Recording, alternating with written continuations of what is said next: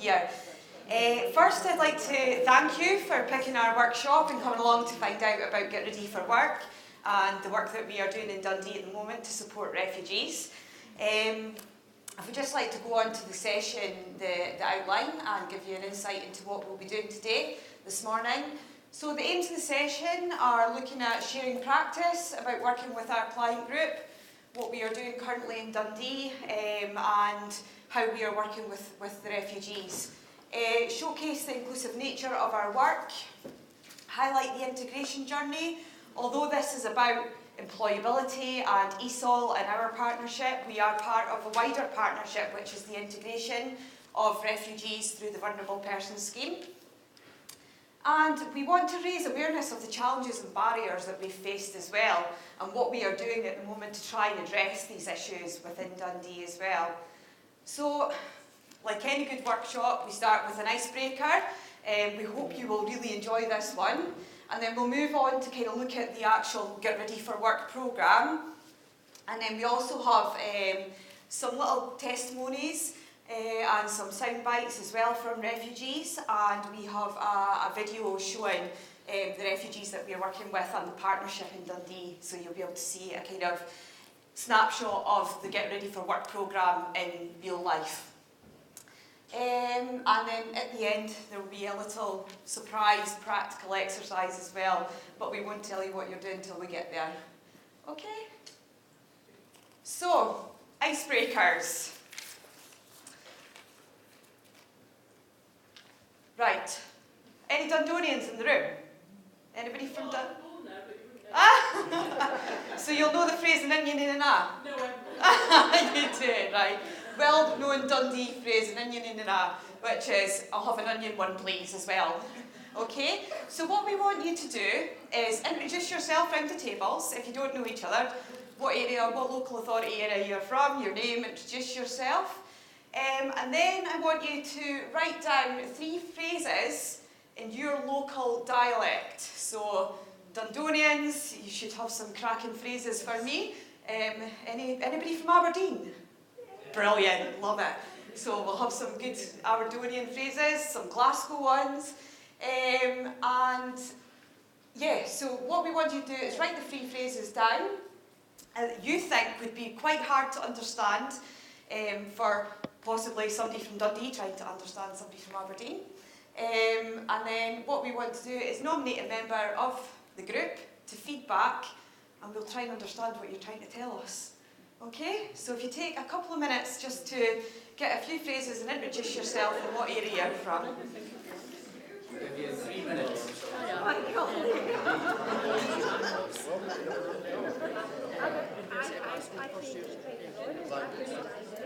Okay, so everybody finished? Okay.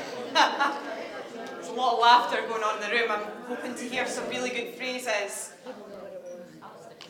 Okay, so I'll start you off and I'm going to give you a good Dundonian phrase and see if you can understand what I'm saying to you. So tell Ben to come, Ben. Ben does the come, Ben. Tell Ben, help me, Ben. Bring Ben, Ben. Does anybody know what I'm saying? Yeah? Yeah.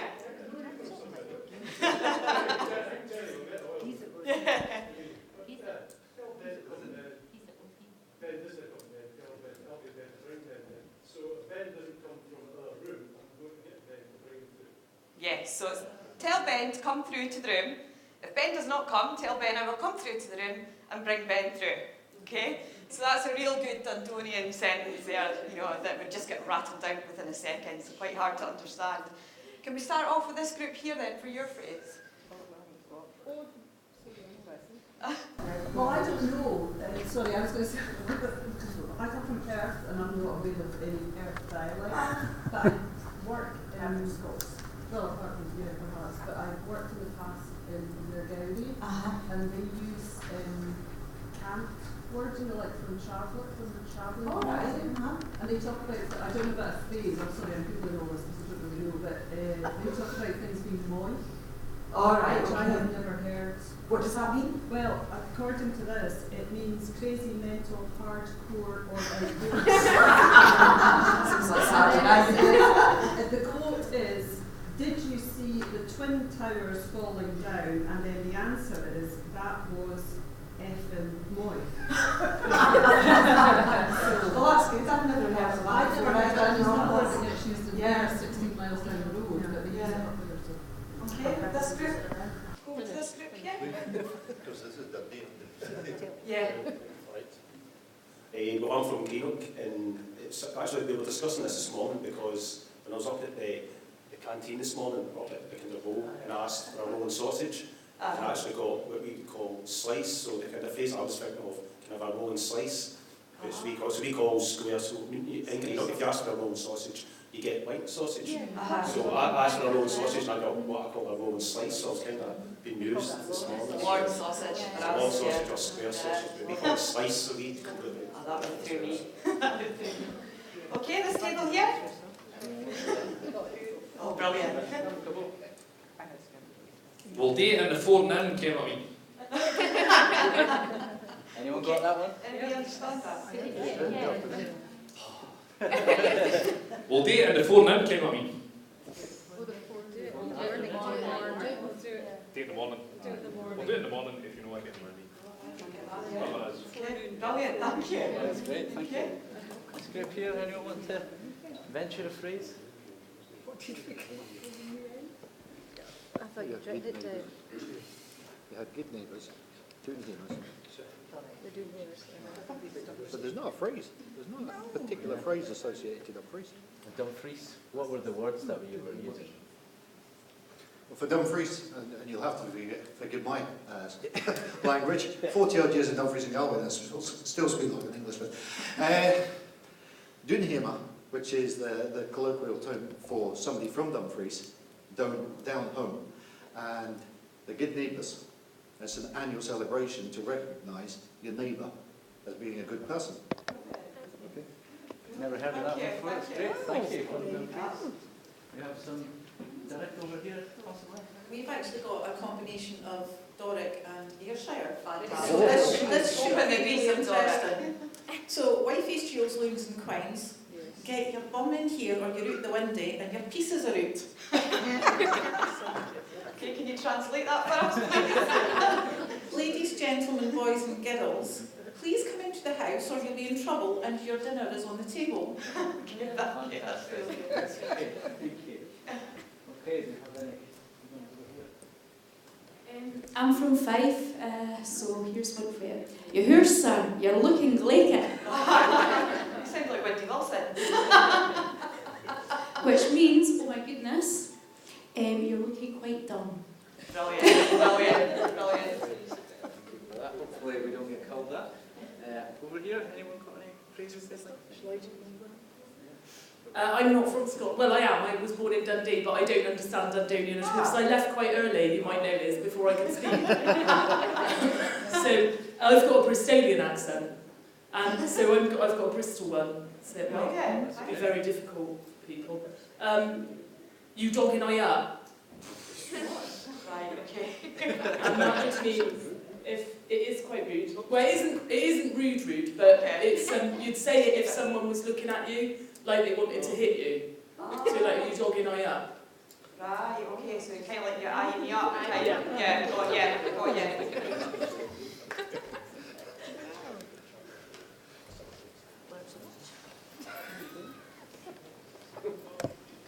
Okay, right, we'll move on quick. We've got so much to get through and I know that we're running really far behind. So, basically that exercise is to give you an insight into what it's like for a refugee coming into Scotland.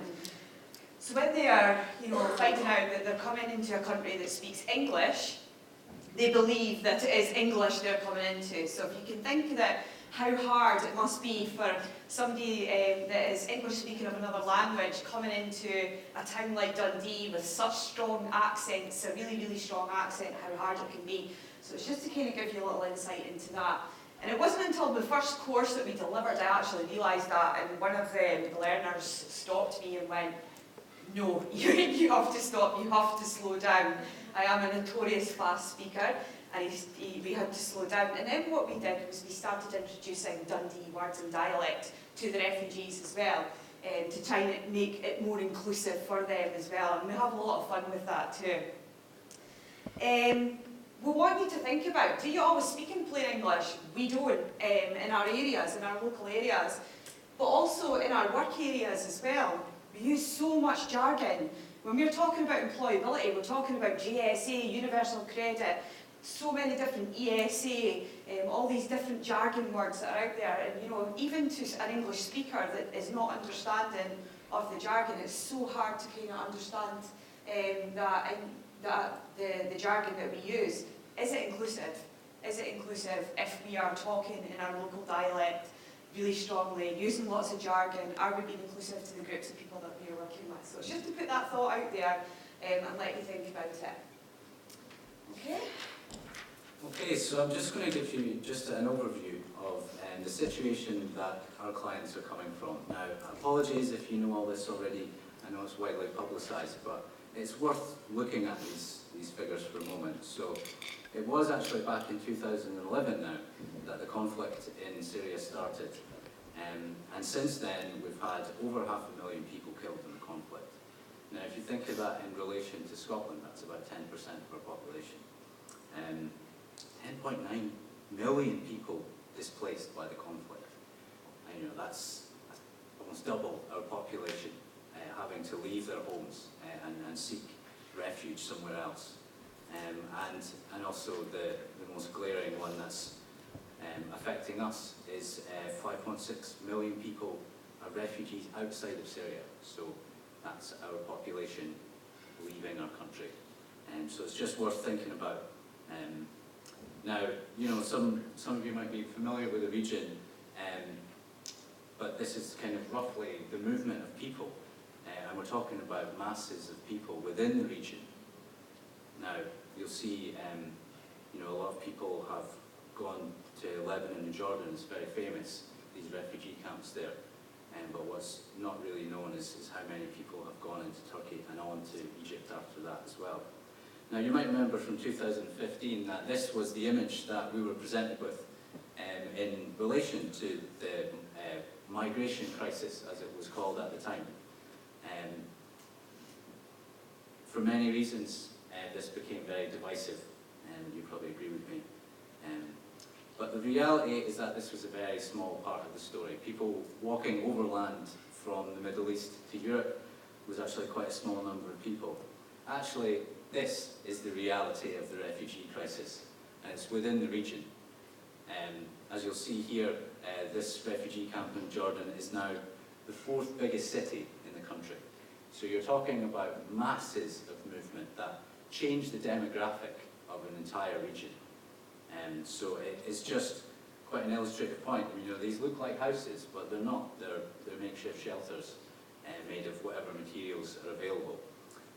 So that kind of leads us on to just hearing a little bit about where these people are coming from. So we've just prepared some audio for you. And now the first audio is taken from the BBC, and it's an interview with a man from Syria who's a beekeeper. And the second piece of audio that you hear is from one of our refugees living in Dundee. And she just wanted to say something, so hopefully you can have a listen and hear what she has to say. I am Riyad Al-Sous. I have PhD in food science from University of Damascus.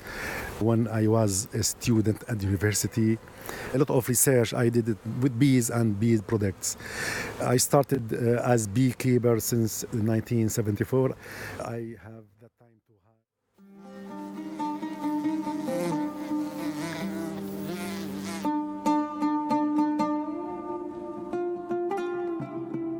Really, I left my country because the war, the life reached in Syria to be very dangerous.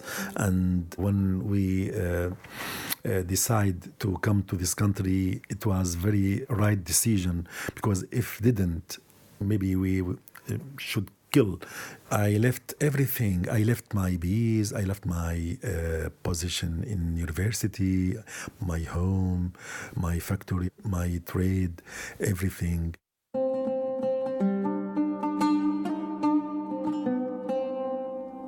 I don't know why I love bees. Without bees, I can't stay alive. I can't live. For example, when I reached to this country in 2013, first thing, one of my friends drove me from Manchester Airport to Huddersfield. Directly, first thing I thought that time, how can I contact with beekeepers? On my page, on Facebook page, I advertise, I am beekeeper. I put all my CV on Facebook, but I didn't receive any response from any person except two people only. One of them lives here in Huddersfield, and he drove me next day to Beekeeping Association, and I born again in this life.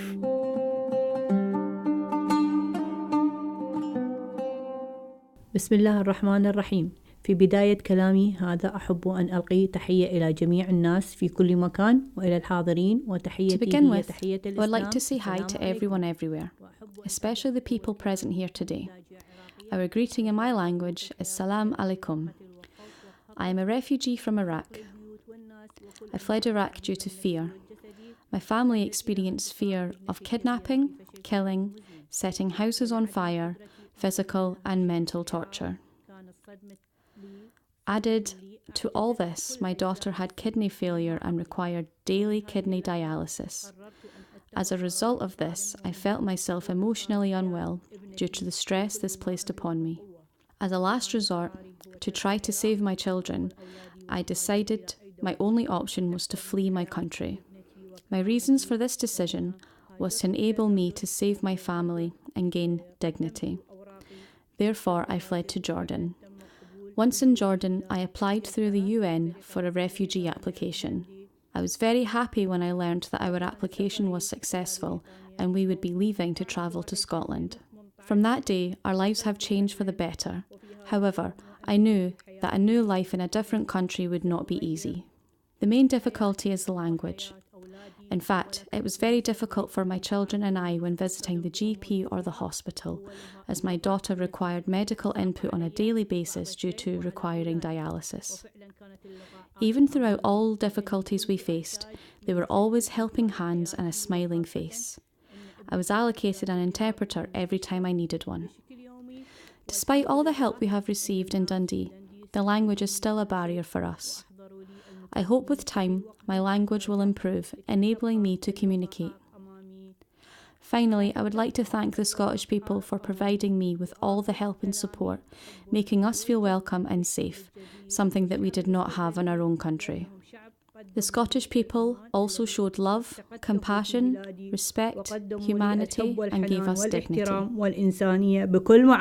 Thank you for taking the time to listen to me. One of our clients in Dundee.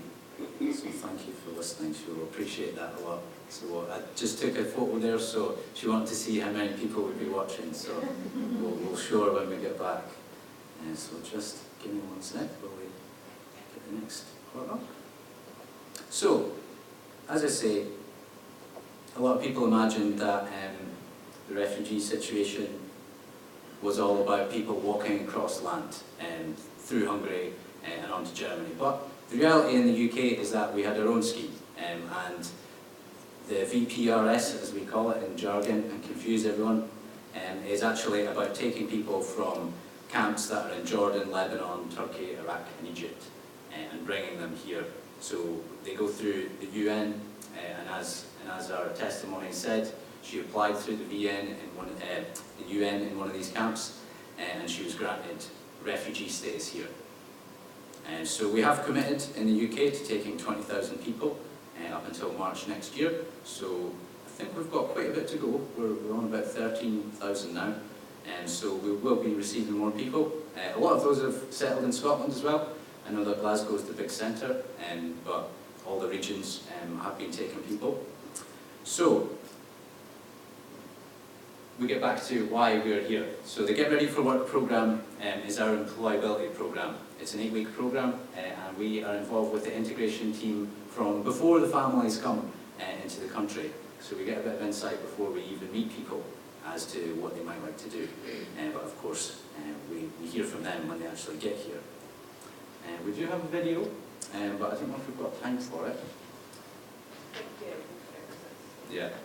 So this is just an idea of the partnership that we have for the integration settlement. I don't expect you to read it all, but it's a very complex integration plan, and usually you might see employability towards the end, but the structure that we have in Dundee means that Carol and I are privy to basically the resettlement and integration plan from the very beginning. So we'll get moving on. So you can see there from the video that the difference with this and the reason that it is so successful is partnership working. We couldn't do this on our own. When myself and Kirsty sat down at the very beginning, just two team leaders wondering how we're going to achieve this task, we realised that I couldn't do it without ESOL and ESOL couldn't do it without employability. But also we needed our other partners as well, and you've seen so many of them in that video, and there is a lot more. And on your tables in front of you, you will see lists of the partners that are involved and the volunteers as well. We've actually got Salem today, one of our volunteers with us today. Another key is that we've had creative freedom. Our chief exec, David Martin, always says to us, don't ask for permission, ask for forgiveness. So thankfully, we didn't have to ask for forgiveness and we're still standing in our jobs, so we're okay. The non-linear structure is something else that is really key with this as well. So you've seen there the head of service, David Simpson. Now David Simpson isn't our head of service, and normally in local authorities, to get to another head of service, you have to go through via other channels. We've taken that away. We can go straight to David Simpson, who is the lead for the VPR scheme. So that is another thing that has been key to the success of the project.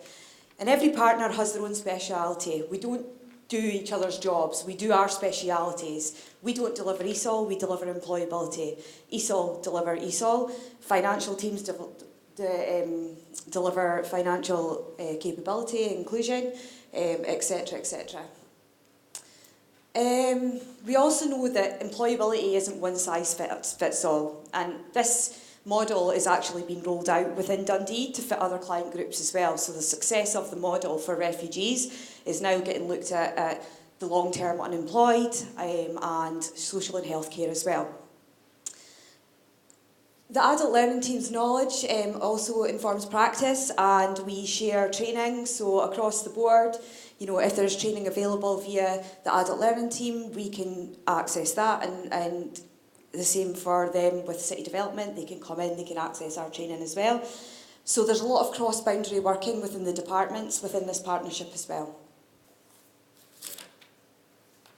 Okay, so we're going to move on to a practical exercise.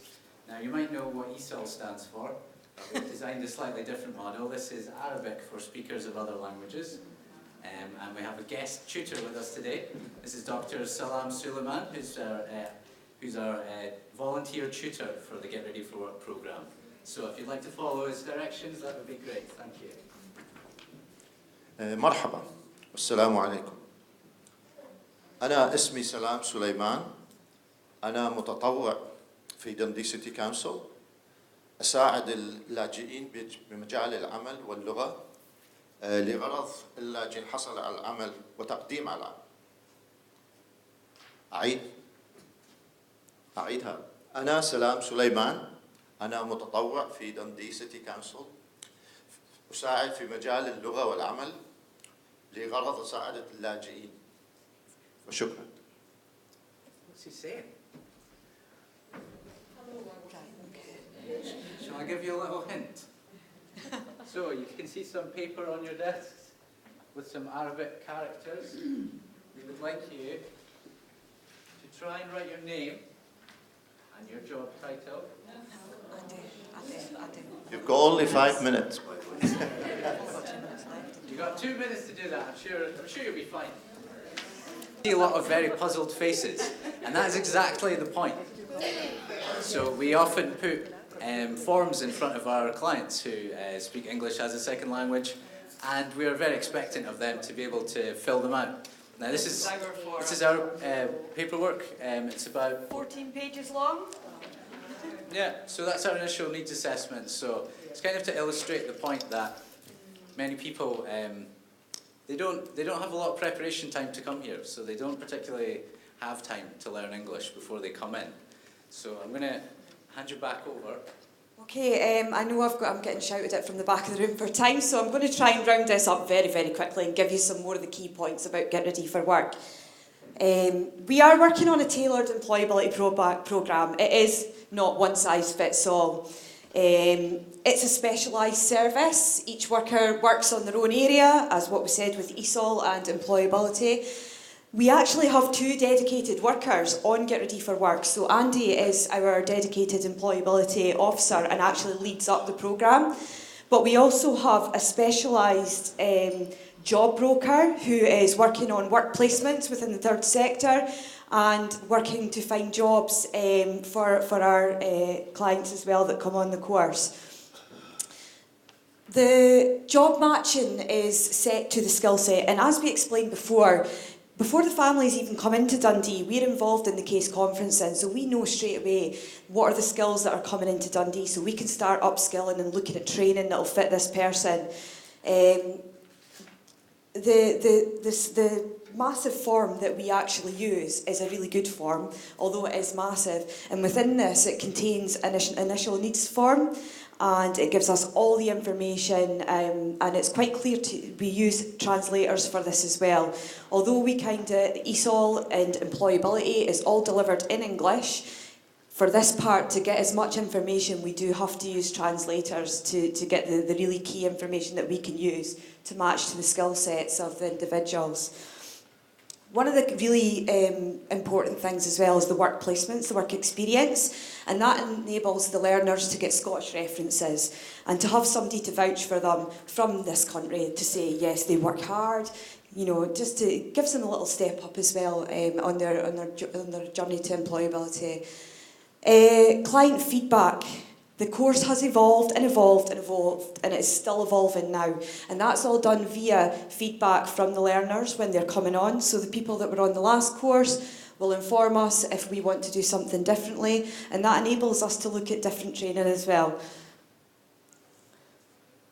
So it is mainstream. It is mainstream. Anybody that comes on our course is on mainstream employability, mainstream ESOL provision. This is not sitting out with, it's within.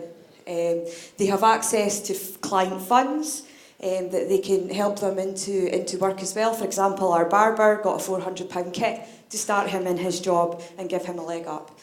Other things that we've started to do is CSCS courses. We've got a number of people that are skilled labourers. We have a massive building plan going on in Dundee down at the waterfront. So we're looking to match the learners up to that, but we need to get them through their CSCS. Recess enterprise projects, so we're looking to have our first self-employed business within the next so many months in Dundee as well. There's regional working groups. We work very closely with Fife Council and do a lot of shared work with them. A lot of preparation for 2020. We're in the process of developing Get Ready for Work 2, which brings back the people that have been on before and going into a more enhanced service, which is absolutely hard-hitting employability. And peer support groups outside provision. So I'm so sorry we've had to rush through that. I've tried to get as much information out as possible. What I do have down here is a little booklet that explains everything, and it's got some amazing case studies in it as well from our learners. If anybody would like to come through and visit, more than welcome to come to the project. You can give us a shout.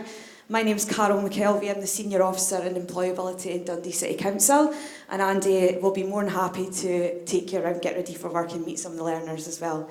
Thank you for choosing our workshop.